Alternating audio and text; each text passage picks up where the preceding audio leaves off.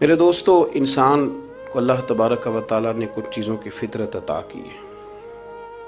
वो कहीं अपने आप को तकलीफ़ में महसूस करता है तो कहीं अपने आप को आसानी में महसूस करता है। बड़ा पढ़ा लिखा, समझदार, मालदार, वज़ादार आदमी होना, लेकिन उसके कपड़े मैले कुचैले हों तो ना वो कहीं जाने में आसानी महसूस करता है और ना किसी को घर बुलाने में आसानी महसूस करता है। एक मुफ्त का बोझ उसकी तबीयत पे होता है कि मेरे कपड़े ठीक नहीं, मुफ्त का बोझ। लेकिन बंदा बिल्कुल अनपढ़ हो, सादा हो, घर टूटा हुआ हो, लेकिन उसके कपड़े ठीक हों, उठना बैठना भी नहा के आया हो, इस्त्री वाले कपड़े पहने हो, तो कहीं बैठते हुए ज़रा हिचकिचाहट नहीं महसूस करता। आप खुद जब अपने वो कपड़े उतार लेते हैं ना, इनको मिट्टी लगी हुई थी, कहीं गर्द लग गई थी, तो खुद भी अपने आप को आसानी में महसूस करते हैं। वरना ना वो सारी महफिल में सबसे ज़्यादा तवज्जो इसी बात पे रहती है कि मेरा बटन टूटा हुआ है, और वो जीने ही नहीं देता कि बटन भी टूट गया है। तो बार बार बंदे का ख्याल होता है कि किधर तक न लाया कोई। ये नफसियाती मसला है, इसको समझे। इंसान फितरत के हाथों बाज़-औक़ात मजबूर होता है। जिस तरह इंसान का ज़ाहिरी हुलिया ठीक ना हो तो पूरे सुकून में नहीं होता, इसी तरह अगर बातिन पे कोई बोझ हो ना, ये तकब्बुर वाला बंदा कभी सुकून में नहीं रहता। ये उजब वाला, खुद पसंदी वाला बंदा कभी सुकून में नहीं रहता। बीमारी लग जाती है ना मेरी तरह के कुछ लोगों को। बुजुर्गों की बात नहीं करता कि हमें स्टेज पे होना चाहिए, मैं चौधरी साहब हूँ, मैं मालदार हूँ, मैं इलाके का बड़ा हूँ, मैं दरवेश हूँ, मैं सूफ़ी हूँ। आप यकीन करें कि उनको पीछे बैठ के महफिल सुनने का मज़ा ही नहीं आता। वो सारी महफिल में यही सोच रहे होते हैं कि कभी कोई अगे साध ले ना।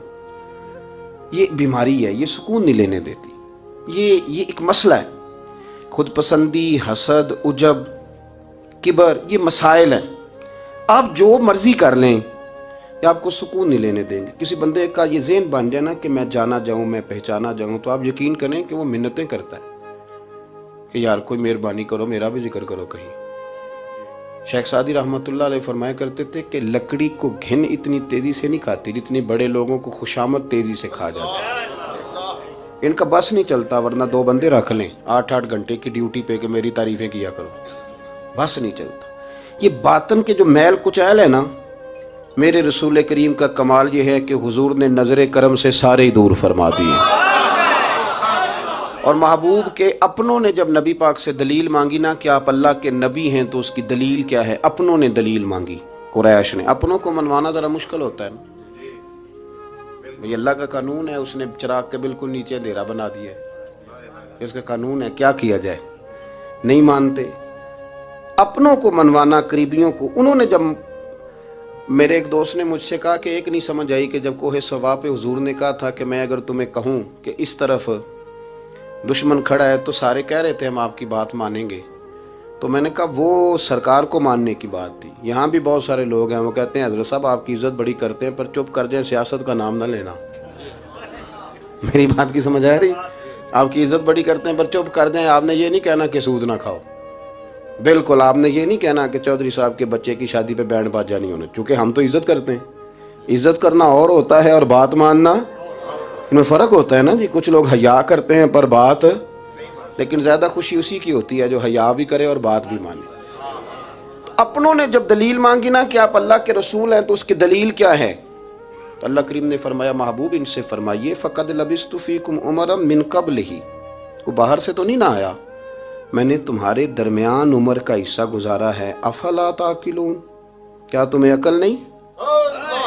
मेरी तरह का कोई सच्चा है तो दिखाओ, कोई सादिक और अमीन है तो दिखाओ। तुम्हारे बीच नबी करीम का ना उठना बैठना, चलना फिरना, ये इस तरह का था कि कोई चीज़ किसी पर बोझ नहीं बनती थी, बल्कि जो देखता जाता था मदीने वाले का गुलाम बनता जाता था। हम ना, आप यकीन करें कि अगर निकल आए ना, आ जाएं सादगी पे। सादी ज़िंदगी बड़ी आसान होती है, बड़ी आसान। ये जो बच्चे 4,500 रुपया लगा के बाल खड़े कराते हैं ना सर पे, ये फिर परेशान भी रहते हैं कि इतने पैसे लगा दिए, देखा किसी ने भी नहीं। और जो बुजुर्ग अभी आया ना, उसने घास काटी है, भैंसों को चारा डाला है, कपड़े बस उसने जल्दी से पहन लिए सही, इस्त्री, उसको कोई फिक्र नहीं। कोई देखे तब भी ठीक है, ना देखे तब। नबी पाक सल्लल्लाहु अलैहि वसल्लम ने इंसान को कहा कि अंदर का बोझ उतार दे वरना तेरे लिए जीना मुश्किल हो जाएगा। ये उतार दे अंदर के सारे बोझ, ये झूठ का बोझ, ये अदावत का बोझ, ये हसद का बोझ। आला हजरत बरेलवी रहमतुल्लाह अलैह मलफूजात शरीफ में फरमाते हैं कि हसद करने वाला सामने वाले बंदे पे एतराज नहीं करता, बल्कि हसद करने वाला अल्लाह की तकसीम पे एतराज करता है। वो कहते हैं उसे को दिया है, मुझे देना चाहिए था। बहस करते हैं लोग, अपने घर बैठ के दलाइल जमा करते हैं। कभी किसी शख्स के बारे में आप ज़रा कुरान मजीद पढ़ें और मेरे रसूल करीम सल्लल्लाहु अलैहि वसल्लम की अहादीस का मुताला करें। कुरान तो हज़रत मूसा की शान भी बयान करता है, हज़रत यूसुफ के तज़किरे नहीं बयान करता कुरान। जनाब ईसा रूहुल्लाह की अज़मत कुरान बयान नहीं करता। आला हज़रत बरेलवी रहमतुल्लाह अलैह के सामने किसी ने शेर पढ़ा कि शान यूसुफ जो दबी तो वो भी इसी दर पे दबी, तो आला हज़रत फरमाने लगे तुम्हें गलती लग गई है, मेरे नबी किसी को दबाने नहीं आए। तो बंदे बड़े हजरत होते हैं ना जी, एतराज़ तो पड़ा है अभी बांटते पे है। तो कहने लगा जी शेर पे एतराज़ करना आसान है पर शेर कहना मुश्किल है। तो फरमाने लगे चलो कह भी देते हैं। उसने कहा दी आप कहिए। तो फरमाने लगे शेर यूं कहो कि शान यूसुफ जो बड़ी वो भी इसी दर से बड़ी, शान यूसुफ जो बड़ी तो वो भी इसी। इज्जत देने से आप कोई कमजोर हो जाएंगे, कोई नुकसान हो जाएगा किसी को इज्जत देने से, क्या फर्क पड़ता है। लेकिन आप यकीन करें कि वो इतनी मुसीबत बनी है इज्जत लेने की, प्रोटोकॉल लेने की, अपना आप मनवाने की, इतनी ज्यादा। बल्कि वो लोग जिनको बिल्कुल इस चक्कर में नहीं पड़ना चाहिए था, दरवेश लोग, वजीरों का भी इस्तकबाल हो रहा होता है और पीरों का भी इस्तकबाल हो रहा होता। कोई वजीर चढ़ जाए रोड पे तो रास्ता गरीब आदमी को फिर भी नहीं मिलता, तो कोई तगड़ा पीर चढ़ जाए तो फिर भी नहीं रास्ता मिलता। हालांकि ये दरवेश हैं, ये फ़कीर हैं, ये फ़क्र का दर्स देते हैं, लेकिन चाव ही बड़ा है। मेरे रसूल करीम सल्लल्लाहु अलैहि वसल्लम ने सादा और समझ वाला और ऐन तबीयत के मुताबिक, जिसमें किसी बंदे को कोई मुश्किल ना हो। पता है मेरे महबूब का कमाल ये था कि नबी करीम तक रसाई बड़ी आसान थी। हर बंदा बड़ी आसानी से पहुंच जाता, बड़ी आसानी से। बुखारी में भी हदीस है, लेकिन कादी एजाज रहमतुल्लाह तआला अलैह ने बड़े प्यार से लिखी है और अनोखा रंग उनकी तहरीर में छलकता है। हज़रत अनस बिन मालिक रदी अल्लाह तआला अन्हु फरमाते हैं कि मुल्क शाम का एक शख्स हुजूर की बारगाह में हाजिर हुआ अपने बादशाह का कोई पैगाम लेके। गरीब आदमी ना वैसे ही तबन ही थोड़ा सा मायूस होता है, डर रहा होता है, वो सहमा हुआ होता है। लेकिन हालात के सहमे हुए लोगों को बता दो, हालात बदल जाते हैं, एक जैसे नहीं रहते। लेकिन ये बेचारे सहमे, ये हर जगह डर रहे होते हैं। ये आस्थानों पे भी डर के पीछे बैठे हुए होते हैं। आस्थानों पे भी प्रोटोकॉल मिल रहा होता है जिसकी जेब तगड़ी होती है, तो डरते हैं ये लोग और इन पे प्रेशर बढ़ा दिया जाता है। कुछ ऐसे काम किए जाते हैं जिनसे इनकी दिलों पर बोझ भी रहता है कि नहीं यहाँ बात कोई नहीं करनी। हजरत अनस बिन मालिक रदी अल्लाह तआला अन्हु फरमाते हैं जब वो आया ना नबी करीम की बारगाह में तो वो कांपने लगा। कोई बात भी नहीं हुई, कोई ऐसा मसला भी नहीं हुआ, लेकिन वो कांपने लगा और थर थर कांपने लगा। तो अल्लाह के रसूल सल्लल्लाहु अलैहि वसल्लम ने उसे फरमाया कि क्यों डरते हो, क्या बात है। कहने लगा मैं मदीने की जो रियासत है उसके सरबराह के पास आया, गरीब आदमी हूँ, डर लगता है कोई ऐसी बात ना हो जाए कि आप नाराज हो जाए। तो उन्होंने तो देखा था ना उन लोगों को कि जो जानवर को मालिक की मर्जी के बगैर छांव में बांध देते थे तो मार पड़ती थी। इतना सियाना हो गया तो मर्जी करेगा, मुझे डर लग रहा है। हजरत अनस बिन मालिक कहते हैं बात कहाँ की थी, चली कहाँ गई। उसने क्या कहा और फिर जवाब में मेरे महबूब ने क्या फरमाया। आप जरा बात का लेवल देखें और हुजूर की गुफ्तगू का स्टेटस देखें। ये वो लोग, ये वो तरबियत है जो लोगों के दिलों रूहों तक उतरती है। मेरे नबी करीम सल्लल्लाहु ताला अलैहि वसल्लम ने बात सुनी तो हुजूर रो पड़े और इतना रोए कि घुटनों के बल जमीन पर बैठ गए। जनाब अनस बिन मालिक फरमाते हैं हुजूर फरमाने लगे ना भाई तो किसी बादशाह के पास नहीं आया, ना तो किसी हुक्मरान के पास नहीं आया, तू तो उस बेटे के पास आया है जिसकी माँ गोश्त के खुश्क टुकड़े खा के भी रात गुजार लिया करती। मेरी माँ तो गोश्त के खुश्क टुकड़े खा के रात गुजार लेती थी, ना तो किसी। हजरत अनस बिन मालिक कहते हैं उसने बात सुनी तो वो भी रो पड़ा और मैंने सुनी तो मैं भी रो पड़ा।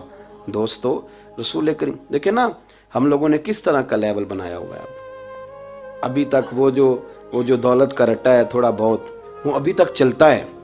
अभी तक खानदान के अंदर कोई बंदा अमीर हो जाए तो चौधरी भी वही होता है, सियाना भी, मेरा तो ख्याल है पीर भी वही होता है, शर्त यह है कि उसके पास पैसे होने चाहिए, वही शेख होता है, सारा कुछ वही होता है। नबी पाक सल्लल्लाहु अलैहि वसल्लम ने हमें कहा कि ये तुम्हारे अंदर के बोझ हैं, माहा काफी सदरिक, गुनाह जो होता है ये खटकता है सीने में, ये बंदे को परेशान करता है, बंदा तकलीफ में होता है, किसी को पता ना चल जाए। हम लोगों ने आहिस्ता आहिस्ता करके ना एहसासात की दुनिया छोड़ दी है, हमारा मिजाज नहीं, छोटी छोटी बातें होती हैं लेकिन हम तवज्जो नहीं ना करते, तवज्जो नहीं करते। कोई इतना मुश्किल बात नहीं कि रात को बेटा फल लेके आया तो अपनी बीवी के कमरे में चला गया। लोग उसकी माँ को और उसके बाप को ये बात आसानी से कह देते हैं कि आप हौसला करें, दफा करें, जो कर रहा है करने दें। लेकिन जिस बंदे की कुल कमाई उसका पुत्र हो और भरी जवानी में जिसने कहा हो बीवी से कि चल मैं पुराने कपड़ों पे ईद गुजार लूंगा, तो नए कपड़े बच्चों के ले आ, जिसने 30 साल सऊदी अरब में, दुबई में, मस्कत में, परदेश में गुजारे हों पर वहां कंबल भी ना बदला हो कि चलो बच्चे मेरे पढ़ जाएं, उसकी कुल कमाई बाग तेरे दी कर कर राखी, सारी उम्र गुजारी, तो जदों ये बाग पकन ते आया ले गए और व्यापारी, तो वो फिर जाके तो 6 किलो रख के प्लेट में अपनी बीवी से कहता है जाबा जी को दे आ। ये कहना आसान है बाप को कि तू सब्र कर, हौसला कर, पर वो बाप जब पीछे पलट के देखता है तो कहता है दुनिया ने तो तुझे तोहफा दिया होगा, मैंने तो जवानी तुझे दे दी, खुशियां सारी तेरे नाम कर दी और तू मेरे साथ ये सलूक करने चला। एहसासात नहीं, उसको पता ही नहीं। रोज दोस्त को टेलीफोन करता है कि आज बाहर से खाना खाएंगे, कभी अब्बा जी को भी करना कि अब्बा जी आज मेरे बगैर रोटी ना खाना, मैं आऊँगा तो मिल के खाएंगे। कभी कह अम्मा को कि अम्मा मुझे बड़े बड़े रेस्टोरेंट में वो मज़ा नहीं आया कि तेरे हाथ के चावलों की रोटी में मज़ा आया, आज पका ना। मुझे लगता है अम्मा को राशा भी हो ना, राशा भी हो तो फिर भी वो तेरे लिए मेहनत करेगी, लेकिन एहसास ज़रूरी है ना, वो हम पैदा नहीं करते, वो हमारी तवज्जो नहीं जाती। साहिब तबकात कहते हैं नबी करीम सल्लल्लाहु ताला अलैहि वसल्लम ने ना जब सहाबा कराम आए थे मक्का मुकरमा से मदीना तैयबा, तो आपने सुन रखा है कि अंसार मदीना ने अपनी जायदादें भी तकसीम करके आधी आधी मुहाजिरीन को दे दी थी। तो उनमें एक हज़रत उम्मे ऐमन भी थी, नबी करीम की रज़ाई वालदा हैं। ये हज़रत अब्दुल्ला रदी अल्लाह ताला अन्हु जो सरकार के वालिद गिरामी, उनकी आज़ाद करदा लौंडी हज़रत सैयदा तैयबा ताहिरा जनाब आमना रदी अल्लाह ताला अन्हा की भी बड़ी खिदमत की इन्होंने। इनको भी एक बाग मिला हुआ था। जब वो खैबर के इलाके फ़तह हो गए, यहूदियों से बहुत सारे इलाके ले लिए, तो अल्लाह के रसूल सल्लल्लाहु अलैहि वसल्लम ने फरमाया अब इस तरह करो कि ये जो तुमने जायदादें ली हुई हैं ना अंसार से, ये वापस कर दो और तुम्हें इसमें से दे देते हैं। और हुजूर अलैहिस्सलाम ने अंसार मदीना से भी कहा कि मैं उनको ये जायदादें दे के और तुम्हारी वापस कराने लगा हूँ। तो अंसार ने तो वहाँ भी बड़ा अनोखा जवाब दिया कि या रसूलल्लाह हमारी वाले भी रहने दे और वो वाले भी उनको दे दें। वयुक्सिरूना अला अनफुसिहिम वलौ काना बिहिम खसासा, ये भी उनको उनके पास रहने दे। महबूब ने फरमाया नहीं, मेरा फैसला यही है। हज़रत उम्मे ऐमन रदी अल्लाह ताला अन्हा के हिस्से में एक बाग आया हुआ था, तो महबूब करीम सैयद आलम सल्लल्लाहु अलैहि वसल्लम ने कहा अम्मा जी आपको कोई और बाग दे देते हैं, ये वाला बाग वापस कर दें। सीधी सादी बीबी थी, नाज था कि मैंने हुजूर की खिदमत की है बचपन में, नाज था। कहने लगी मैं तो नहीं वापस करती, ये नाज है, वरना हुजूर को कोई इनकार कर सकता, मैं तो नहीं वापस करती। हज़रत आयशा सिद्दीक़ा रज़ी अल्लाह ताला अन्हा फरमाने लगी अम्मा जी ये आप क्या कह रही हैं? हुजूर फरमाने लगे आयशा आप खामोश हो जाए, ये बुढ़ापा है, उसके एहसासात हैं, उसके जज्बात हैं। आप यकीन करें कई दफ़ा बूढ़े बेचारे ना दर्द से बात नहीं बताते किसी को, वो कहते हैं क्या करें, कपड़ा उठाएं ताकि पेट नंगा हो जाए, कैसे बात करें। नबी करीम सैयद आलम अलैहिस्सलातु वस्सलाम अम्मा जी के करीब गए, कहा अम्मा जी मेरे साथ चलो, एक दफ़ा बाग देख तो लो। हुजूर साथ लेके गए, एक बाग दिखाया तो कहने लगी नहीं नहीं मैंने नहीं लेना, ये मुझे मेरे वाला ठीक है। हुजूर ने फिर दूसरा दिखाया, कहने लगे ये भी नहीं मुझे पसंद। महबूब ने तीसरा दिखाया तो कहने लगे ये तो मेरे वाले बाग से भी प्यारा है, ये मैं ले लूँगी। जब वो मुस्कुराई तो हज़रत आयशा कहती है मैंने हुजूर की आंखों में आंसू देखे, फरमाया अल्हम्दुलिल्लाह इसका दिल ना राज़ी हो गया है। ये तरीका है मेरे अजीज़, थोड़े एहसासात तो पैदा करें, थोड़े अपने जज्बात। कितनी खुद गर्जी वाली ज़िंदगी है कि मुझे सिर्फ मेरा ही ख्याल है, और जो जहाँ बैठा है ना, पता है हम परेशान ज़्यादा क्यों हैं? मैं मौलवी हूँ तो मैं सारा दिन यही तकरीरें करता हूँ, लोग मौलवियों की इज़्ज़त नहीं करते, लोग मौलवियों की इज़्ज़त नहीं करते। तो मैं कहता हूँ छोड़ें ये रट्टा, इज़्ज़त मांगने की क्या ज़रूरत है? अब मिन्नत मांग के इज़्ज़त करानी है? छोड़ें, कोई ज़रूरी है? मैं इस तरह करता हूँ कि मैं इज़्ज़त करनी शुरू कर देता हूँ। मैं करता हूं ना 15-20 उलमा की इज्जत, चलो हम आपस में शुरू कर लेते हैं, तो खुद ब खुद बाकी भी मसला ठीक हो जाए। बूढ़े लोग हर वक्त शिकायत करते हैं इज्जत नहीं की जाती, इज्जत क्यों आप भीख मांगते हैं, क्या जरूरत। प्यार देना शुरू करें, रोज बरोज मुतालबा करना कि मेरी खिदमत करो, मेरे पीछे चलो, इससे तो दिक्कत पैदा होती, इंसान तकलीफ में रहता है। मेरे रसूल करीम अलैहिस्सलाम ख्याल रखते, छोटे छोटे बच्चों के जज्बात का भी ख्याल करते, बूढ़ों के जज्बात का भी ख्याल करते। नबी करीम सल्लल्लाहु अलैहि वसल्लम हर शख्स के बारे में ऐसा नजरिया रखते कि जिससे कौम को सुकून होता, दिलों के अंदर इत्मीनान पैदा होता। हजरत आयशा सिद्दीका रदी अल्लाह ताला अन्हा फरमाते हैं, एक दिन घर में तशरीफ फरमाते और तबीयत मुबारक में ना बड़ी, मैं देख रही थी कि बड़ा हशाश बशाश है सरकार का मिजाज, बड़ी खूबसूरती। आज गमे उम्मत में हुजूर उस तरह परेशान नहीं जैसे अक्सर होते हैं। आप फरमाती हैं बातें चल रही थी तो बैठे बैठे हुजूर फरमाने लगे कि आयशा मैं तुम्हें बताऊं तुम मुझसे राजी कब होती हो और नाराज कब होती हो। कहते मैंने अर्ज की या रसूलल्लाह मैं और आपसे नाराज। फरमाया चल सुन तो लेना, सुन तो लेना, जरा बात सुनना, जरा सुन तो ले, सुनना। अर्ज की या रसूलल्लाह हुक्म फरमाए। फरमाया तुम कभी कभी कसम उठाती हो, जरा एहसास की शिद्दत देखी, लफ्जों और जुमलों का ख्याल रखना, सामने वाले का उसे आसानी देना। नबी करीम सल्लल्लाहु, देखे ना, मैं नहीं परवाह करता जी, अब बीबियों की बातें कौन सुने, मैं नहीं परवाह करता जी फलाना तो अनपढ़ है, लेकिन जो हमें हुजूर ने ज़ौक़ दिया जीने का, जो तसल्ली दी हमें जिंदा रहने के लिए, जो हमें कहा कि ये चीज़ तुम्हें जवान करेगी, ठंडा रखेगी। नबी करीम सल्लल्लाहु ताला अलैहि वसल्लम फरमाने लगे आयशा तुम ना कभी कभी कसम उठाती हो। कहा या रसूलल्लाह उठाती हूँ। फरमाया जब तुम थोड़ा बहुत नाराज़ होती हो ना कि किसी और ज़ौजा के पास वक्त ज़्यादा गुजर गया है, तो फिर तुम पता किस तरह कसम उठाती हो, तुम कहती हो मुझे इब्राहीम अलैहिस्सलाम के रब की कसम, और जब तुम राज़ी होती हो तो कहती हो मुझे मोहम्मद मुस्तफ़ा के रब की कसम। और मैं मुझे पता है, जनाब आयशा कहती है मैं रो पड़ी, मैंने कहा महबूबा बात बिल्कुल इसी तरह ही है, लेकिन कुर्बान जाऊं यहाँ तक ख्याल रखते हैं आप, हुजूर यहाँ तक एहसास आता है, यहाँ तक। फरमाया मुझे पता होता है कब तुम्हारा जज्बा क्या है और कब तुम्हारा रंग क्या है। दोस्तों ये चीज़ें जब निकल जाती हैं ना मिजाज से, फिर आसानी हो जाती है। लेकिन वो हमारा अपने आप को पसंद करना, अपनी तबीयत पे नाज करना, अपने आप को देखते रहना और अपनी तामीर में इतना गर्क होना कि बाकी सारी खूबसूरतियों से भूल ही जाना, सरफ नज़र ही कर लेना। थोड़ा थोड़ा प्यार बांटें। इतना ऊपर खड़े होकर नीचे देखोगे तो हर चीज़ छोटी नजर आएगी।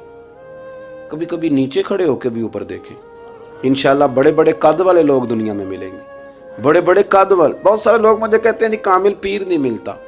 मैं क्या नहीं मिलता, पैसे बंदे दी जेब में ढेर सारे हों तो फिर कामिल पीर किमें मिले, और 2 MA वो कर जाए चाहे सैपलियों में ही पास कर जाए, फिर कामिल पीर कैसे मिले। वो हो चौधरी साहब और उसको पीर मिल जाए। इन 3 बंदों को पीर मिलता, उसके लिए तो थोड़ा नीचे उतरना पड़ता है ना जी। पहले जो बर्तन भरा हुआ हो तो उसमें पीर साहब क्या डालेंगे, कोई खाली होगी तो शायद अंदर आएगी ना। अपनी जिंदगी में थोड़ा सा लेवल। हजरत ख्वाजा शमसुल आरिफीन सियालवी रहमतुल्लाह अलैह, ख्वाजा साहब गुजर रहे थे तो एक बच्चा ना, हमारे देहातों के बच्चे जो होते हैं ना, वो उनका अपना स्टाइल होता है और वो बड़े मस्त लोग होते हैं। असल मज़ा वही बच्चे उठाते हैं जो देहातों के, वो जो ज़िंदगी गुजारते हैं बड़ी शानदार होती।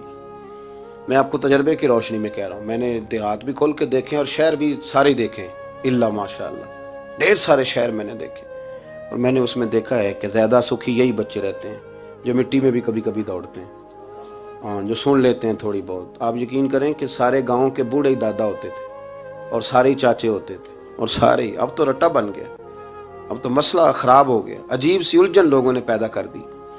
ख्वाजा साहब रहमतुल्लाह अलैह गुजर रहे थे तो एक बच्चा बेरी को रोड़े मार रहा था, तो रोड़े सारे जमा कर दिए और मारता जा रहा है, मारता जा रहा है। और ये बच्चे गाँव के जब ये फायरिंग करते हैं ना बेरी पे, तो ये रोड़े पहले जमा कर लेते हैं ताकि फिर बेदरेग बगैर रुकने के अपना काम करते रहें।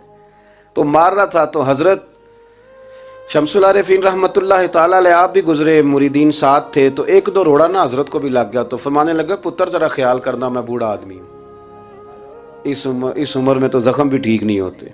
उसने बच्चे ने पलट के देखा तो वो तो जानता था ना कि चाय से केतली ज़्यादा गर्म होती है, मुरीद मारेंगे। उसने दौड़ लगा दी, भागा और सरपट दौड़ा, और जब वो तेज़ी के साथ दौड़ा ना, तेज़ी के साथ, अल्लाह अकबर, तो ख्वाजा साहब ने भी मुरीदों से कहा इसको पकड़ के लाओ। पकड़ के लाए तो ख्वाजा साहब फरमाने लगे दौड़ते हो क्यों? कहने लगा जी दो हरफी बात है, आप मारेंगे आपके मुरीद मारेंगे, रोड़ा जो लग गया।